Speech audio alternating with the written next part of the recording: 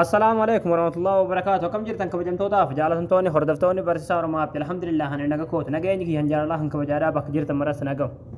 دعوتهم كي يوان تربية كانت تكتكر دي ما جرو آبي فولا سورة كيسني فيديو ليه كسر اتنجشو دندة سنين ديسمبرسيس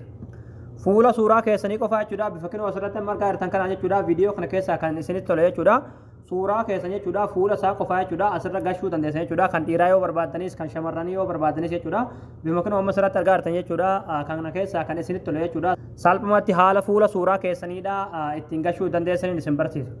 egaa daawwattoon kiyyaa kana keessaa kan isinitti tole tokko irratti kan irra gashuu barbaadan tokko irratti kan fuula keessan irra gashuu barbaadan tokko irratti jechuudha kiliikni gootanii achi booda asirratti firii aanloo akka jettu ni jirti irratti yeroo tokkoof kiliikni gootu achi booda ammallee asirratti yeroo tokkoof kiliikni gootu achi booda suuraa bilbila irraa qabdan hunda isiniif jechuudha fuula suuraa irra gashuu barbaadan tokko irratti yeroo tokkoof kiliikni gootanii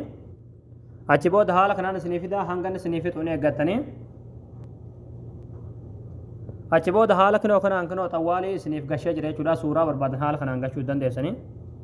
achi booda seef godhachuudhaaf asirratti fakkiin xiyyaana jirtee asirratti yeroo tokkoof kilikii gootaniiti galarii keessan keessatti akka isiniif bu'u gootu egaa daawwattoon kiyyaa bifuma wal fakkaataa ta'e jechuudha kan dhiiraa yoo barbaadanis warri shamarranii kan shamarranii yoo barbaadanis jechuudha kana keessaa kan isinitti tole jechuudha fuula suuraa keessanii qofaa irra gashuu dandeessa jechuudha kan istaayilii kanaan jechuudha viidiyoo kana keessa viidiyoo isinitti tole viidiyoo barbaadan tokko jechuudha egaa daawwattoon kiyyaa aappii isin barbaachisa jechuudha wanni kun hayyee daawwattoon kiyyaa aappii isaa buufachuudhaaf as Google Chrome keessanii dhuftanii achi booda bakka sarjii kanarratti michuu joobis ittanii barreessanii michuu joobis achi booda sarchi goosiftanii achi booda asirratti michuu joobis.com hojii irratti yeroo tokkoof kilik gootu achi booda haala kanaan asitti isin fida asirratti ikoonii sarchiin jirti irratti yeroo tokkoof kilik gootanii achi booda bakka sarjii kanarratti suuraa ittanii sarchi goosiftanii suuraa ittanii barreessanii achi booda sarchi goosiftu achi booda haala kanaa suuraa kana isiniif fida jechuudha suuraa kanarratti yeroo tokkoof kilikni gootu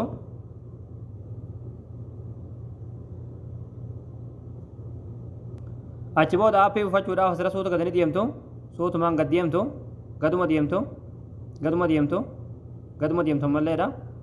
as jalatti aappii as tuqaa buufadhaa akka jiru jalatti daawulood akka jettu jirti daawulood irratti kilik gootaniiti aappii gad buufattanii hayyee daawwattoon kiyyaa isin gala jeetan abdii qabaa barnoonni keenya kanarraadha asirratti raawwataa barumsa bareedaa barumsa haaraa argachuudhaaf tuktuqii keenyaaf haaroo taatan foloo gootanii hordofuun dagatinaadha akkasumas viidiyoo keenya kan namni baay'een argee kan raafaa deemu laayik sheer waliif godhaadha barumsa birooti nagalti deebinutti waan hordoftaniif